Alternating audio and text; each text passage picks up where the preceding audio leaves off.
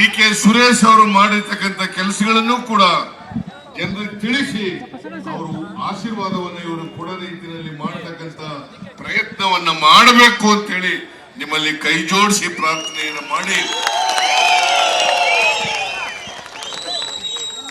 ಡಿ.ಕೆ. ಸುರೇಶ್ ಅವರಿಗೆ ಶುಭವಾಗಲಿ. ಈಗಾಗಲೇ ಅವರು ಗೆದ್ದಾಯ್ತು, ಎಲೆಕ್ಷನ್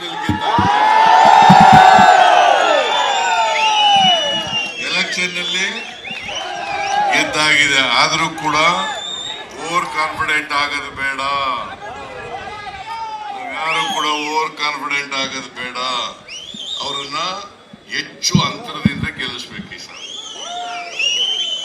3 ಸಾರಿ ಏನ್ ಅಂತರದಿಂದ ಗೆದ್ದಿದ್ರು ಅದಕ್ಕಿಂತ ಹೆಚ್ಚು ಅಂತರದಿಂದ ಗೆಲ್ಲಿಸ್ತಕ್ಕಂಥ ಕೆಲಸವನ್ನ ಮಾಡ್ತೀರಿ ಅಲ್ವಾ? ನಿಮ್ಮೆಲ್ರಿಗೂ ನಮಸ್ಕಾರ.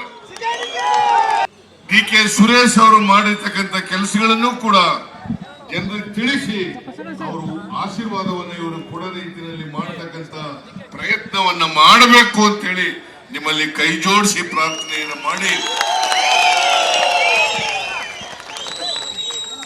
ಡಿ.ಕೆ. ಸುರೇಶ್ ಅವರಿಗೆ ಶುಭವಾಗಲಿ.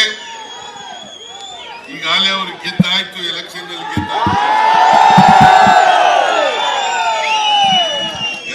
ನಲ್ಲಿ ಗೆದ್ದಾಗಿದೆ. ಆದರೂ ಕೂಡ ಓವರ್ ಕಾನ್ಫಿಡೆಂಟ್ ಆಗೋದು ಬೇಡ, ಯಾರು ಕೂಡ ಓವರ್ ಕಾನ್ಫಿಡೆಂಟ್ ಆಗೋದು ಬೇಡ. ಅವರನ್ನ ಹೆಚ್ಚು ಅಂತರದಿಂದ ಗೆಲ್ಲಿಸ್ಬೇಕು. ಈ ಸಾರಿ 3 ಸಾರಿ ಏನ್ ಅಂತರದಿಂದ ಗೆದ್ದಿದ್ರು ಅದಕ್ಕಿಂತ ಹೆಚ್ಚು ಅಂತರದಿಂದ ಗೆಲ್ಲಿಸ್ತಕ್ಕಂಥ ಕೆಲಸವನ್ನ ಮಾಡ್ತೀರಿ ಅಲ್ವಾ?